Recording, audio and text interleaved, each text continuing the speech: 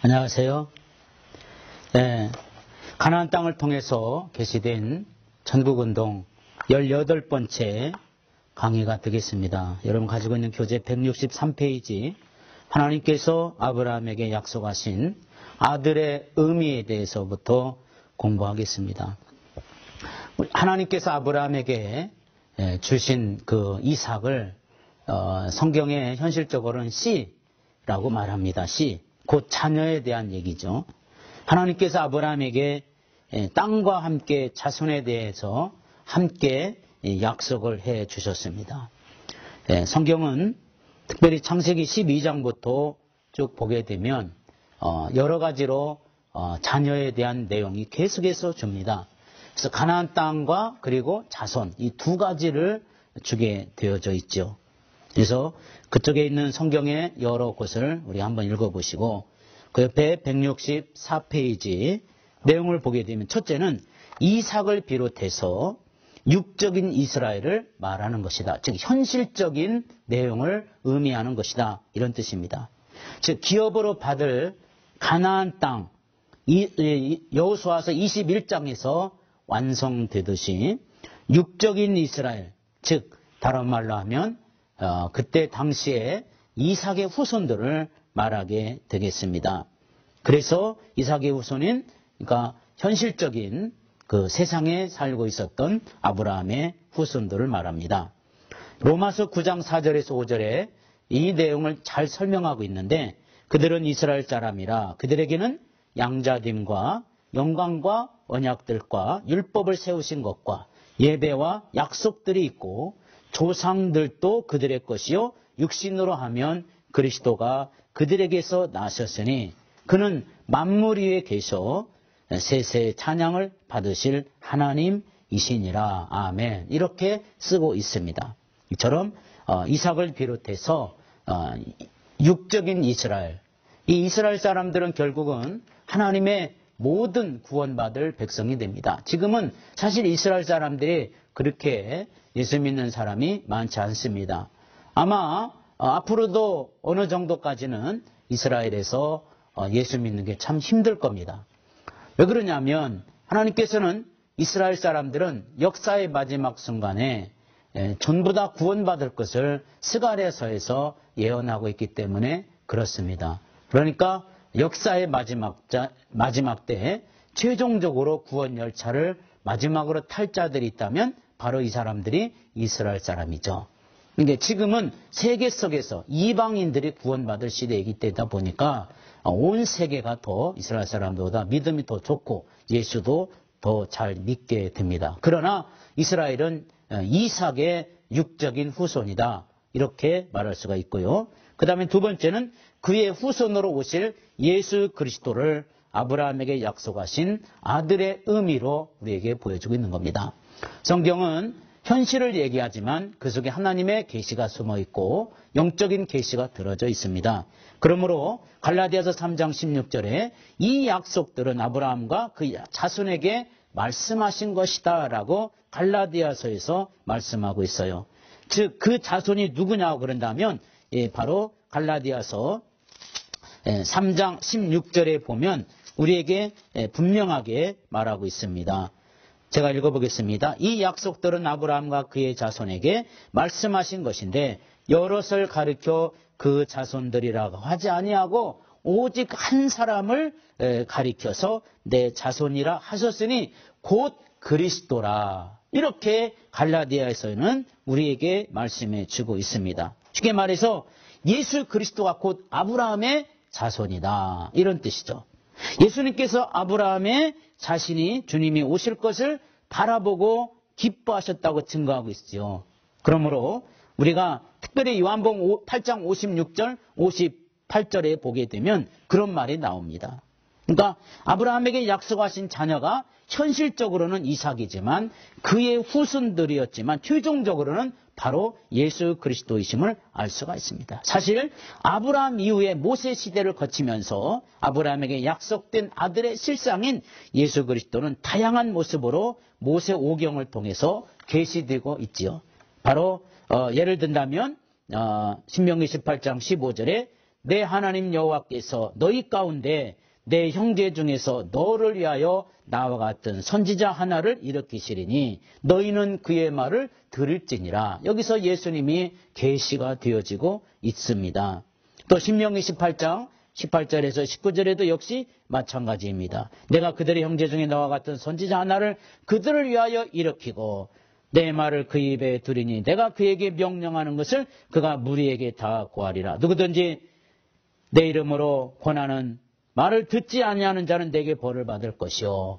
이거는 예수 그리스도에 대한 얘기지 어떠한 세상의 잘못된 이런 종교단체나 이런 것이 아닙니다. 반드시 이거는 바로 예수님을 얘기하고 있다는 것을 우리는 꼭 알아야 됩니다. 메시아에 대한 거, 그리스도에 대한 것입니다. 그러므로 구약에 나타났던 여러 가지 일들, 이런 일들은 결국은 예수 그리스도를 그 속에서 있었다고 하는 내용이죠. 그러니까 주님과 함께 가는 거죠. 성경은 전부 다 예수님에 대해서 말씀하는 내용입니다. 요한복음 5장 39절에 너희가 성경에서 영생을 얻는 줄 생각하고 성경에서 뭘 얻어요? 영생을 얻는다. 이 성경은 말해요. 예수님 당시에 성경, 구약 성경밖에 없었습니다. 그러니까 구약 성경도 영생에 대해서 말했거든. 우리가 가지고 있는 신구약 성경이야 오직 하겠습니까? 영원한 생명. 성경을 연구하거니와 이 생명이 곧 내게 대하여, 이 성경이 곧 내게 대하여 증언하는 것이로다.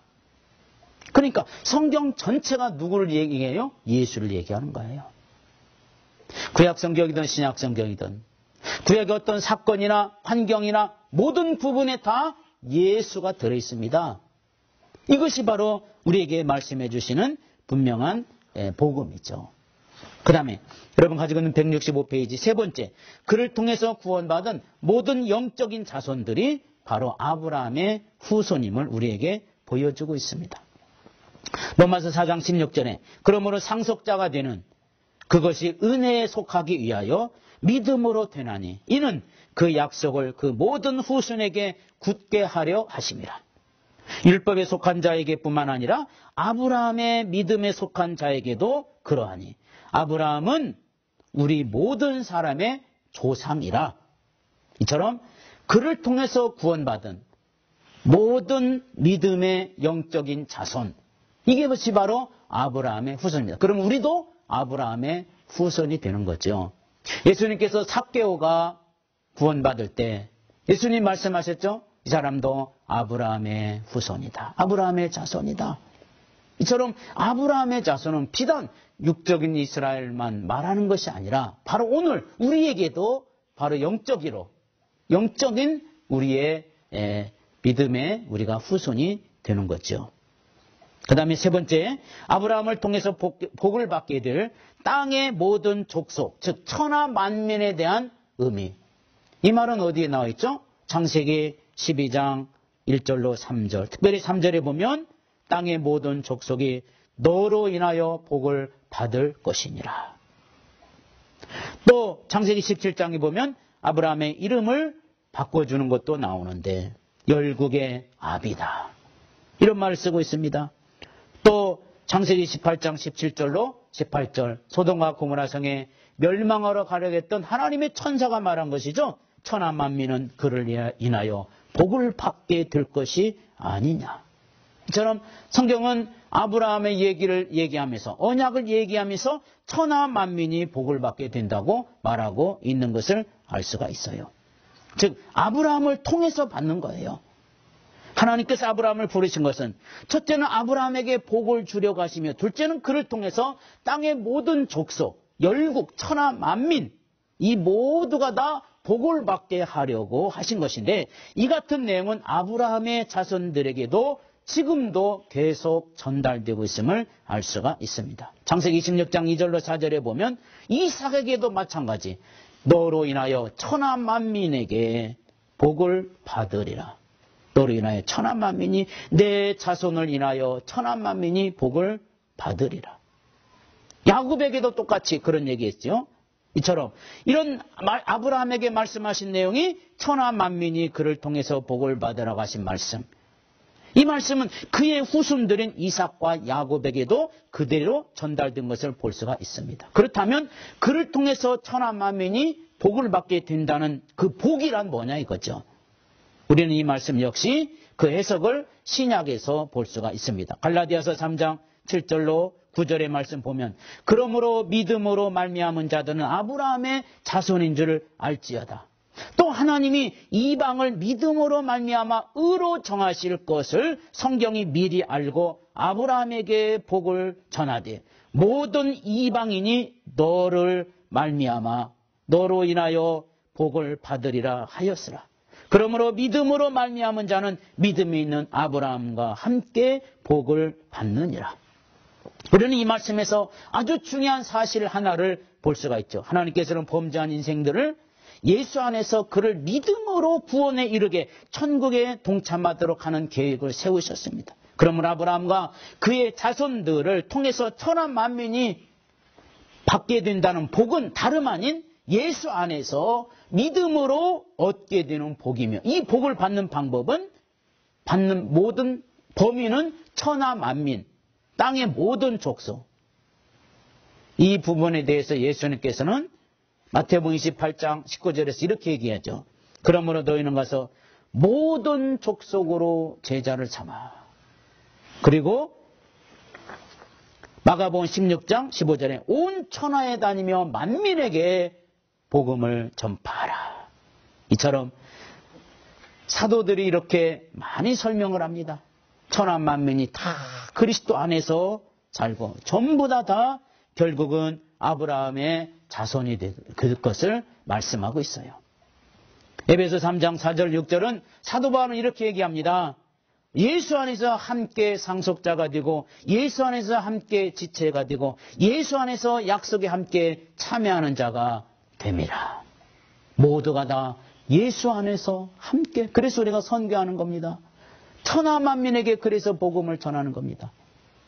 하나님 편에서 볼 때 우리만 예수 잘 믿고 우리만 구원받고 끝나면 되겠습니까?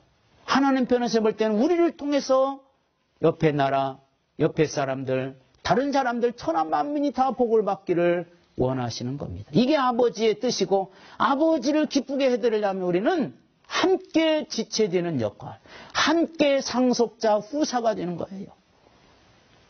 그러기 위해서 우리가 힘들고 어렵더라도 열심히 선교하고 복음을 전하는 겁니다.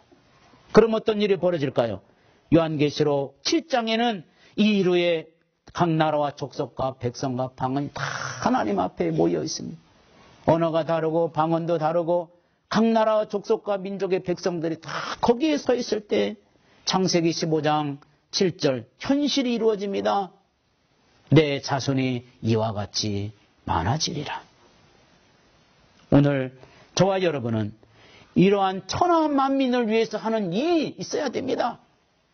우리가 무슨 거창한 일이 아니라 내가 있는 이 자리에서 내가 최선을 다해서 천하 만민을 위한 기도 그리고 정성스러운 물질, 선교 이런 것들이 지금 천하 만민을 위해서 일하는 우리의 모습이 될 줄로 믿습니다. 우리는 하나님께서 아브라함에게 말씀하신 땅의 모든 족속이 복을 받으리라고 하신 말씀이 마침내 요한계시록 7장 9절로부터 계속해서 17절까지 이루어집니다. 목마르지도 아니하고 해나 아무 뜨거운 기운에 상하지도 아니할지니 이는 보좌 가운데 계신 어린 양이 저희의 목자가 되사 생명수 샘으로 인도하시고 하나님께서 저희의 눈에서 모든 눈물을 씻어주실 것이니라. 우리의 염려와 근심을 다 이겨주시고 씻어주실 우리 하나님께서 하나님의 나라에서 그런 일이 벌어질 겁니다. 우리가 전도했던 사람 누가 어떻게 전도했는지 모릅니다. 믿음의 사람들이 전도해서 열매를 맺었는지 모르니 나는 모르지만 그분 하나님은 아십니다. 어디서 가서 그걸 알 수 있어요? 우리가 하늘나라에 가면 다 만날 수 있습니다. 우리가 하늘나라에 천년만년 후에 갈 사람이 이 세상에 아무도 없습니다. 금방 세월은 금방 흘러갑니다. 반드시 하나님의 나라에 가면 우리가 헌신하고 봉사했고 천하 만민에게 했던 일들이 내가 복음을 전하지 직접 안 했어도 내가 그 일을 돕고 그 일을 위해서 물질을 헌신했던 일들이 거기 가면 내게 상으로 주어진다는 거. 아브라함에게 주어졌던 천하만민의 복, 우리도 그 안에 들어있으니 우리도 천하만민을 위해서 일하는 자세가 있어야 될 줄로 믿습니다. 그 다음에 여러분이 가지고 있는 교재 168페이지 네 번째, 모세가 시내 광야에서 하나님의 명령을 따라 지은 성소의 의미. 또 모세는 성소가 그때 있었네. 이 성소를 왜 지은지를 아십니까? 모세는 히브리서 8장 5절에 보면 성막은 우선 이렇게 얘기할 수 있어요. 그들이 섬기는 것은 하늘에 있는 것의 모형과 그림자라. 모세가 장막을 지으려 할 때 지시하심을 얻은과 같이 이르시되 삼가 모든 것을 산에서 내게 보이던 본을 쫓으라 하시니라. 그러니까 모세는 하늘나라에 올라가서 하늘나라의 모습들을 직접 이렇게 보고 오면 더 좋았겠지만 모세는 어디서 그 하늘나라를 봤냐면 시내산에 올라가서 하나님 앞에서 하늘의 모습들을 보았어요. 창세기 우리에게 주시는 믿음의 말씀, 그 말씀이 이루어지는 역사 마지막 장소. 그리고 바로 하나님께서 이 출애굽기 24장, 25장을 우리가 보면 특별히 25장은 성막 건축을 지시받기 전에 모세는 하늘의 영광을 보게 되는 체험을 가지게 됩니다. 특별히 출애굽기 24장 9절로부터 11절에 보면 바로 하늘나라를 모세가 직접 본 내용을 우리가 여기서 볼 수가 있습니다. 9절로부터 보면 모세와 아론과 나답과 아비후와 이스라엘 장로 70인이 올라가서 이스라엘의 하나님을 보니 그의 발 아래에는 청옥을 편듯하고 하늘같이 청명하더라. 하나님이 이스라엘 자손들의 존귀한 자들에게 손을 대지 아니하셨고 그들은 하나님을 뵙고 먹고 마셨더라. 이 말씀은 모세는 신의 산이었지만 그곳에서 하늘에 계신 하나님을 보게 됩니다. 물론 그는 이때 하늘의 광경도 보았을 겁니다. 그런데 성경에는 모세 이외에도 하늘 가운데 있는 그런 것들을 보고 증거한 사람들이 많이 있습니다. 여러분 가지고 있는 교재 169페이지에 보면 요한이 본 하늘의 장면이 있었습니다. 사도 요한은 하늘을 보고 하늘의 계시를 받은 사람입니다. 계시록 4장에 있는 하늘의 장면은 수정같이 맑은 하늘의 장면을 봅니다. 그 하늘에 보좌가 있습니다.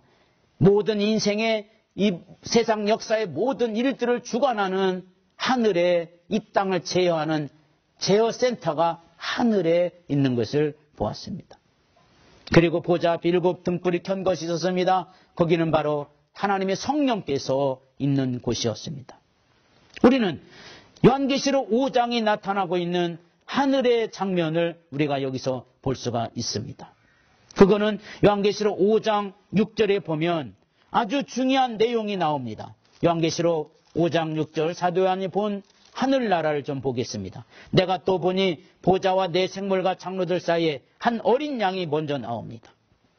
일찍이 죽임을 당한 것 같더라. 그에게 7뿔과 7눈이 있으니 이 눈들은 온 땅에 보내심을 받은 하나님의 7 영이더라. 그러니까 보좌가 보이고 그 다음에 어린 양이 보이고 그 다음에 뭐가 보여요? 바로 7뿔과 7눈으로 묘사된 하나님의 7 영, 즉 삼위일체 하나님이 이제 사도 요한이 그 자리에서 하나님을 보게 된 겁니다. 이처럼 이걸 보았기 때문에 계시록을 쓸 수가 있었고 계시록을 말할 수가 있었던 겁니다. 뿐만 아니라 170페이지에 보게 되면 계시록 21장, 22장이 나타나고 있는 하늘의 장면, 새 예루살렘, 하늘나라, 천국이 어떻게 생겼느냐, 우리는 어떤 사람의 체험담이나 보고 알지 말고 성경에 아주 문서로 쓰여놨습니다. 천국은 이런 곳이다. 크기는 얼마고 생김새는 어떻게 생겼고 어떤 식으로 되어 있다는 것을 요한계시록 21장, 22장이 바로 그 내용입니다. 여기에 하늘나라를 본 사람들의 장면을 그대로 써놓았습니다. 그러므로 세 번째, 모세가 만든 하늘에 있는 것들의 모형입니다. 그러므로 이 성막은 하늘에 있는 것이죠.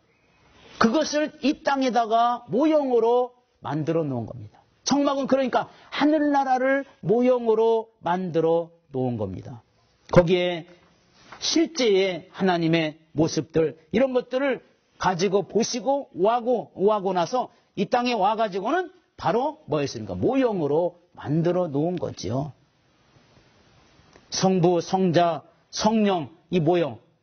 계시록 5장 6절에 사도 요한이 본 모형과 그리고 모세가 본 모형, 히브리서 9장 4절에도 모세가 있었던 그때 당시에 광야 시대에서 제사 행위했을 때 나타냈던 그러한 모형입니다. 법궤가 있습니다. 먼저 지성소 안에. 그 다음에 법궤 위에 속죄소가 있습니다. 속죄하는 것이죠. 피를 거기다 놓고 죄인의 죄를 거기다가 피를 대신해서, 피가 대신해서 죄인의 죄를 가지고 가면 하늘에서 불이 내려와서 태우는 장소가 법궤가 있으면 법궤 위에 있는 속죄소가 있는 겁니다. 그 다음에 거기에는 7등불이 있어서 그 성막은 깜깜한데 환히 빛을 비춰주면서 제사장이 들어가서 제사하는 일에 아무 어두컴컴함이 없이 환하게 일을 할 수 있도록 등불도 하나가 아니라 7개의 등불이 있었기 때문에 엄청나게 환했을 겁니다. 그러면 이 삼위일체 하나님을 섬기는 방법이 있습니다. 여러분이 가지고 있는 교재 172페이지에 보면 거기는 이제 하나님을 섬기는 부분들이 2개 있어요. 하나는 분향단입니다. 분향단. 그리고 또 하나는 떡상입니다. 분향단은 지성소 안에 있는 것으로 히브리서 9장 4절에 표현하고 있는데 원래 분향단은 성소에 있어요. 지성소에는 법궤가 있는데 왜 히브리서 9장 4절에는 이 분향단이 이 지성소 안에 들어가 있을까요? 이거는 지금 1년에 한 번 대제사장이 들어가서 그 향로를 가지고 속죄소 앞에서 향을 피울 때 바로 히브리 기자가 그걸 써놨기 때문에 바로 이 분향단이 지금 지성소 안에 들어가 있는 것으로 말하고 있는 겁니다. 이 분향단은 어떤 것입니까? 아침 저녁으로 향을 피워 놓습니다. 아침 저녁으로. 그리고 떡상이 하나가 또 있습니다. 이거는 일주일에 한 번씩 떡을 해놨다가 갈아서 안식일 날 되면 새롭게 해서 놓았던 일주일에 한 번씩 그 떡을 늘 이렇게 교체를 했던 그것이 떡상입니다. 우리는 요한계시록을 통해서 하나님을 섬기는 방법이 이 2가지로 하나는 향기입니다. 향기. 즉 기도의 향기죠. 그리고 하나님의 말씀인데 특별히 기도의 향기가 하나님을 섬기는 가장 중요한 모습입니다. 이 기도의 향기와 함께 올라가는 것이 있는데 이것이 바로 우리가 꼭 기억해야 될 헌신의 향기입니다. 이처럼 하나님 앞에 우리가 짐승이 타는 냄새가 어떻게 향기가 될 수 있겠습니까? 이 속에는 하나님의 언약이 있고 희생의 제물이 있기 때문에 그것이 아름다운 향기가 되는 겁니다. 그런데 우리는 짐승들 위해 또 하나의 향기로운 제물이 있죠? 바로 예수 그리스도를 말합니다. 순종의 제물이 됩니다. 희생의 제물이 됩니다. 헌신의 제물로 자신을 바치셨기 때문에 하나님 보실 때 아름다운 향기가 된 겁니다. 우리는 하나님 앞에 기도와 헌신, 삼위일체 하나님께 드려진 바로 이 떡상과 바로 이 향기 분향단. 우리는 신앙생활에서 천국 백성 해야 될 중요한 신앙생활은 바로 기도와 헌신입니다. 이것이 성막 안에서 가장 중요하게 다루어져 있었던 겁니다. 가나안 땅을 통해서 계시던 천국운동의 결론적인 부분을 보겠습니다. 여러분 가지고 있는 173페이지 교재에 보면 가나안 땅은 이제 천국의 그림자라는 것을 우리는 알았습니다. 그리고 그에게 아브라함에게 약속하신 아들이 예수 그리스도요 그를 통해서 복을 받게 될 우리 모든 땅의 모든 민족이요 족속임을 우리는 이제 알게 되었습니다. 또 하나님께서 예수 안에서 참여하게 될 모든 구원의 백성들이 바로 약속하신 아들이고 천하만민이라고 말할 수 있습니다. 그러므로 우리가 사실상 이 창세기 12장부터 여호수아를 포함해서 모세 오경, 이 전 인류가 그리스도 예수 안에서 참여하게 될 거대한 하나님 나라 운동에 이스라엘 왕국을 중심으로 하는 하나님 나라 운동의 역사를 우리에게 말씀해 주고 있는 겁니다. 그래서 우리는 모세 오경, 그 속에는 하나님의 나라와 예수 그리스도가 숨어 있는 겁니다. 다만 그때는 모형으로, 이제는 실물로 우리 가운데 분명히 오게 될 것입니다. 성경은 이렇게 말합니다. 요한복음 5장 39절. 너희가 성경에서 영생을 얻는 줄 생각하고 성경을 상고하거니와 이 성경이 곧 내게 대하여 증거하는 것이로다. 주님이 말씀하신 성경이란 바로 구약 성경을 말하고 있는데 이외에도 참고되는 말씀을 보게 되면 특별히 요한복음 5장 45절로부터 47절에 있는 말씀을 보겠습니다. 내가 너희를 아버지께 고발할까 생각하지 말라.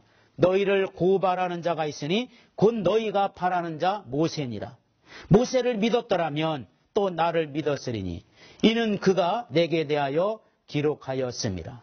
그러니까 모세는 예수에 대해서 기록했다. 다른 말로 하면 모세 오경은 결국은 예수에 대해서 얘기했다는 거죠.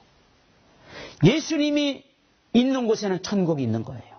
가나안 땅은 천국을 얘기하는 거고 그 땅에서 이루어지는 모든 사건과 환경은 예수에 대해서 얘기해 주었다. 예수님이 직접 말씀하신 것. 그러므로 모세 오경의 제목을 붙이라면 우리가 이렇게 붙이면 좋겠습니다. 하나님의 나라와 예수 그리스도. 왜 그러냐면 모세 오경은 바로 그것을 알려주기 위해서 인류의 구원자를 알려주기 위해서 천하 만민의 아들을 말해주기 위해서 그리고 우리에게 들어갈 영원히 사는 나라 가나안 땅을 말해주기 위해서. 단지 그러면 구약과 신약의 차이점은 무엇입니까? 신약은 실물을 말하고 있고 구약은 모형을 말하고 있습니다. 바울은 직접 하나님의 나라와 예수 그리스도를 말하는 사도였다면 모세는 선지자로서 가나안 땅, 반석, 만나, 어린 양, 소, 속죄제사 그리고 율법 전부 다 이건 누굴 얘기하는 겁니까? 예수 그리스도를 얘기합니다. 모형으로만 얘기하는 거예요. 우리의 눈으로 구약 성경을 보면 전부 예수 그리스도를 볼 수 있어야 됩니다. 유대인들은 가나안 땅만 보지만 우리는 그 속에서 하나님의 나라를 보는 겁니다. 그러므로 이 가나안 땅에 분명히 모세가 목말라 했던 백성들을 위해서 반석에서 물을 냈다고 했습니다. 이 반석이 곧 뭐라겠냐면 예수 그리스도였다라고 소개하고 있습니다. 고린도전서 10장 1절에서부터 4절의 말씀을 한번 보겠습니다. 고린도전서 10장 1절로 4절의 말씀. 네.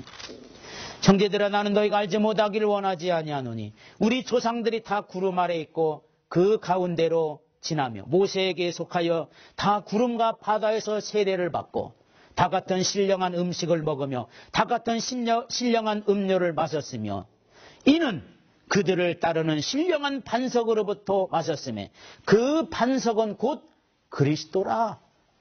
그러니까 구약의 반석이 어떻게 거기서 물이 났냐? 그게 예수란 말이 예수. 신령한 음식, 그가 곧 그리스도다.